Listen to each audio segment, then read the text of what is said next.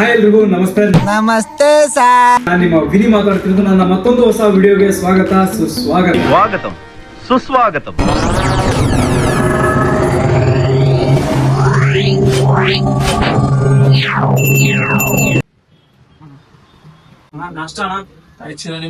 ಇಷ್ಟು ಹೇಳೋದಕ್ಕೆ ಇಷ್ಟಪಡ್ತೀನಿ ಚಿನ್ನ. ಐ ಲವ್ ಯು ಚಿನ್ನ.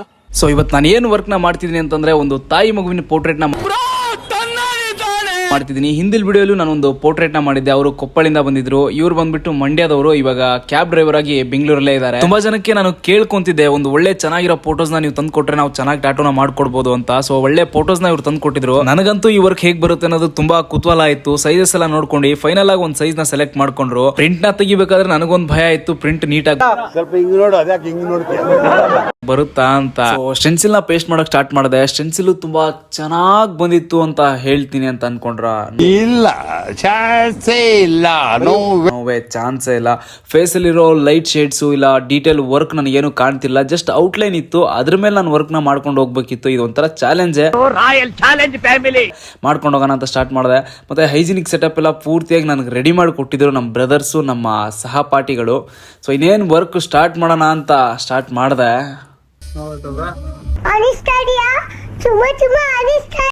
ಸ್ಟಾರ್ಟಿಂಗ್ ಸ್ವಲ್ಪ ಆಗುತ್ತಾ, ಬರ್ತಾ ಕಮ್ಮಿ ಆಗುತ್ತೆ. ನಡ್ಕೊಂಬೋದವ್ರ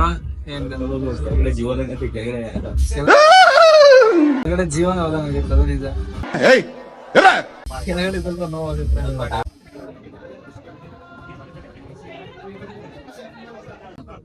ತೆಗೀರಲ್ಲ, ನಿಮ್ಗೆ ಗೊತ್ತಾಗಲ್ಲ ಕಣ್ರಲ್ಲ.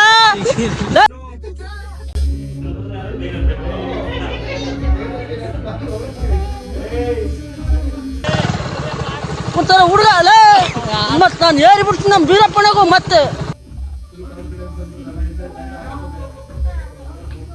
ಹಿಂಗ್ ಮಾಡೋದವ್ರು ನಮ್ ತೋಟಕ್ಕೆ ಬರ್ಲೇಬಾರ್ರಿ, ನೀವು ಬದಲಾ ಕರ್ಕೊಂತೀವಿ. ನಮ್ಮ ವಿಷ್ಣುಗೆ ಅವ್ನು ಮಾಡಿದ್ದೆಲ್ಲ ಒಂಥರ ಆಟ, ಆದ್ರೆ ಅದೇ ನಮಗೊಂಥರ ಕಾಟ. ಸೂಪರ್ ಅಲ್ಲ, ಹಂಸಲೇ ಕವರಿಂಗ್ ಬರೆಯಲ್ಲ.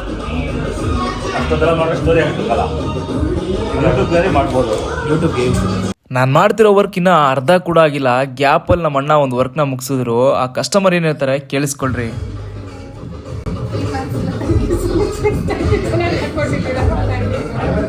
ಆ ಕಸ್ಟಮರ್ ಹೇಳಿದ್ರು ಟ್ಯಾಟೋ ತುಂಬಾ ಚೆನ್ನಾಗಿ ಹಾಕಿದ್ರ, ಥ್ಯಾಂಕ್ ಯು ಸೋ ಮಚ್ ಅಂತ. ನನಗಲ್ಲ, ನಮ್ಮ ಬ್ರದರ್ಗೆ. ನಾನು ಮಾಡ್ತಿರೋ ವರ್ಕ್ ಬಂದ್ಬಿಟ್ಟು ಈ ಪೋರ್ಟ್ರೇಟು, ಇದು ಬರೀ ಬೇಬಿ ಫೇಸ್ ಮಾತ್ರ ಇಷ್ಟೊತ್ತರೆಗೂ ಆದರೂ ಕಂಪ್ಲೀಟ್ ಆಗಿರೋದು. ನಾನು ತುಂಬಾ ನಿಧಾನವಾಗಿ ಮಾಡ್ತೀನಿ, ಅದೇ ಎಲ್ರಿಗೂ ಗೊತ್ತಿರೋ ವಿಷಯನೇ. ವಿಡಿಯೋಲಿ ತುಂಬಾ ಸ್ಪೀಡ್ ಆಗಿ ತೋರಿಸ್ತೀನಿ ನಾನು. ಟ್ಯಾಟೋನ ಅಷ್ಟು ಸ್ಪೀಡ್ ಆಗಿ ಮಾಡಿದ್ರೆ ನಾನು ಸೂಪರ್ ಮ್ಯಾನ್ ಆಗ್ಬಿಟ್ಟಿರ್ತಿದ್ದೆ ಇಷ್ಟೊತ್ತಿಗೆ. ಆ ಧೋನಿ ಅವರು ಒಂದು ಸ್ಟಂಪಿಂಗ್ ಮಾಡಿರ್ತಾರಲ್ಲ, ಸೂಪರ್ ಸ್ಟಂಪಿಂಗ್ ಅಂತ, 0.3 ಸೆಕೆಂಡ್ ಸಮಥಿಂಗ್ ಇತ್ತು. ನನಗದು ಕರೆಕ್ಟಾಗಿ ನೆನಪಿಲ್ಲ. ಆ ಥರ ನಾನು ಸ್ಪೀಡ್ ಆಗಿ ಮಾಡ್ಬಿಟ್ಟಿದ್ರೆ ಇವತ್ತು ಎಲ್ಲೋ ಇರ್ತಿದ್ದೆ ನಾನು. ಪೋರ್ಟ್ರೇಟ್ ವರ್ಕ್ ಅಂದ್ರೆ ನನಗೆ ತುಂಬಾ ಇಷ್ಟ. ಯಾಕಂತಂದ್ರೆ ಚಿಕ್ಕ ವಯಸ್ಸಿಂದ ನಾನು ಪೋರ್ಟ್ರೇಟ್ ಡ್ರಾಯಿಂಗ್ ನ ಮಾಡ್ಕೊಂಡು ಬಂದಿದ್ದೆ. ಸೊ ನನಗೆ ಪೋರ್ಟ್ರೇಟ್ ವರ್ಕ್ ಅಂದ್ರೆ ತುಂಬಾ ಖುಷಿ ಆಗ್ತಿರುತ್ತೆ ಮಾಡ್ಬೇಕಾದ್ರೆ. ಸೊ ಎಲ್ಲ ಶಾಪಲ್ಲೂ ಪೋರ್ಟ್ರೇಟ್ ವರ್ಕ್ನ ಮಾಡಲ್ಲ, ಕೆಲವೊಂದು ಶಾಪ್ಗಳಲ್ಲಿ ಮಾತ್ರ ಪೋರ್ಟ್ರೇಟ್ ವರ್ಕ್ನ ಮಾಡೋದು.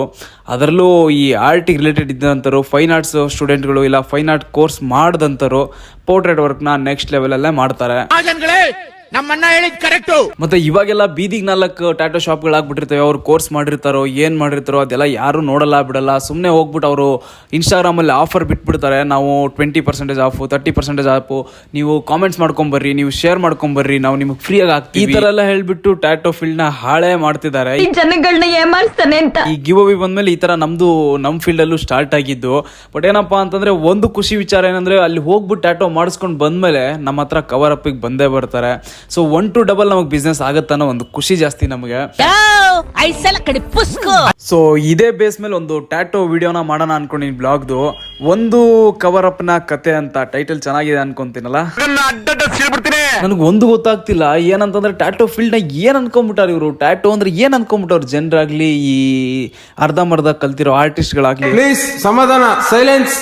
ಒಬ್ಬ ಆರ್ಟಿಸ್ಟ್ ಕರೆಕ್ಟಾಗಿ ಟ್ಯಾಟೋನ ಮಾಡಬೇಕು ಅಂತಂದ್ರೆ ಎಕ್ಸ್ಪೀರಿಯನ್ಸ್ ಅನ್ನೋದು ಬೇಕೇ ಬೇಕು. ಒಂದು ಡಿಸೈನ್ ಎಡಿಟಿಂಗ್ ಮಾಡ್ತೀನಿ ಅಂದ್ರೆ ಒಂದಿಷ್ಟು ನಾಲೆಜರ ಬೇಕು, ಬೇಸಿಕ್ ಥಿಂಗ್ಸು. ಸೊ ಅನಾಟಮಿ ಆಗಲಿ, ಡಿಸೈನ್ ಬ್ಯಾಲೆನ್ಸಿಂಗ್ ಆಗಲಿ, ಪರ್ಸ್ಪೆಕ್ಟಿವ್ ಆಗಲಿ, ಆ್ಯಂಗಲ್ಸ್ ಆಗಲಿ, ಪ್ರತಿಯೊಂದು ಮ್ಯಾಟರ್ ಆಗುತ್ತೆ. ಬಟ್ ಇವರೆಲ್ಲ ಯಾವುದು ನೋಡಲ್ಲ. ನೀನು ಹೇಳ್ತಿರೋದಲ್ಲ ನಿಜ. ಸುಮ್ಮನೆ ಹಂಗೆ ಯಾವುದೋ ಒಂದು ತೆಗಿಯೋದು, ಹಂಗೆ ಹಾಕೋದು, ಕಳ್ಸೋದು. Fraud, total fraud. ನಿಮ್ ಫ್ರೆಂಡ್ ನಿನ್ನೆ ಬಂದು ಹಾಕಿಸ್ಕೊಂಡು ಹೋರಲ್ಲ ಬ್ರಾ?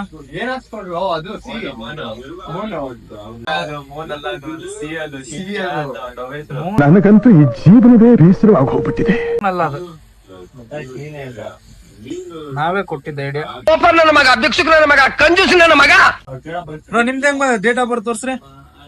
ಬಟ್ ಆದ್ರೆ ಅವ್ರು 3 ಇದ್ರೆ ಅದನ್ನ ಕವರ್ ಅಪ್ ಮಾಡ್ಸಕ್ ಬಂದೇ ಬರ್ತಾರಣ್ಣ. ಯಾಕಂದ್ರೆ ಅದ್ ನೋಡಿದಾಗೆಲ್ಲ 7 ಹೆಸರೇ ಹಾಕ್ಸ್ಕೊಂಡಿದ್ನಲ್ಲ ಅನ್ಸುತ್ತೆ.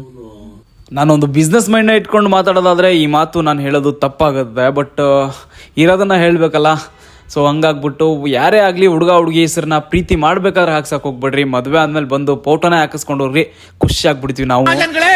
ನಮ್ಮಣ್ಣ ಹೇಳಿದ್ ಕರೆಕ್ಟು. ಆದ್ರೆ ಪ್ರೀತಿ ಮಾಡ್ಬೇಕಾದ್ರೆ ಮಾತ್ರ ಫೋಟೋ ಆಗ್ಲಿ ಹೆಸರಾಗ್ಲಿ ಏನೋ ಮಾಡ್ಸಕ್ ಹೋಗ್ಬೇಡ್ರಿ. ಯಾಕಂದ್ರೆ ಮುಂದೆ ಒಂದಿನ ಕವರ್ ಅಪ್ ಮಾಡ್ಸೋಂತ ಪರಿಸ್ಥಿತಿ ನಿಮಗೆ ಬರಬಾರ್ದು ಅಂತ ಹೇಳ್ತಿರೋದಷ್ಟೇ. ನಮಗೇನಿಲ್ಲ, ನೀವು ಮಾಡಿಸ್ಕೊಂಡ್ರು ಮತ್ತೊಳ್ಳೆ ನಮ್ಮ ಹತ್ರ ಕವರ್ ಅಪ್ಪಿಗೆ ಬಂದಾಗ ಬಿಸ್ನೆಸ್ 1 to 2 ಆಗುತ್ತೆ. ಬಟ್ ನಾನು ಬಿಸ್ನೆಸ್ ಮೈಂಡಿಂದ ಹೇಳ್ತಿಲ್ಲ, ಒಂದು ಪ್ಯೂರ್ ಹಾರ್ಟಿಂದ ಹೇಳ್ತಿದ್ದೀನಿ ನಾನು. ನಿನ್ನ ಮನಸ್ಸು ದೊಡ್ಡದು.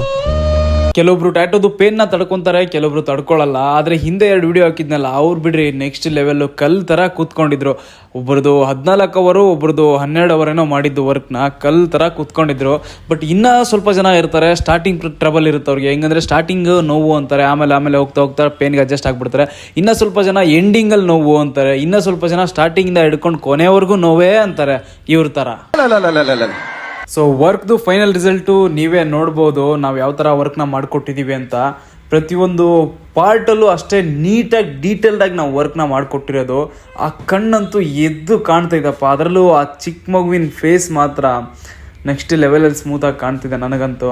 ಸೊ ನಮ್ಮ ವರ್ಕ್ ಬಗ್ಗೆ ನಾವು ಮಾತಾಡೋದಲ್ಲ, ನೀವು ಕಾಮೆಂಟ್ ಸೆಕ್ಷನಲ್ಲಿ ಹೇಳಲೇಬೇಕು. ಚೆನ್ನಾಗಿದ್ರೆ ಸೂಪರ್ ಅಂತ ಕಾಮೆಂಟ್ ಮಾಡಲೇಬೇಕು ನೀವು.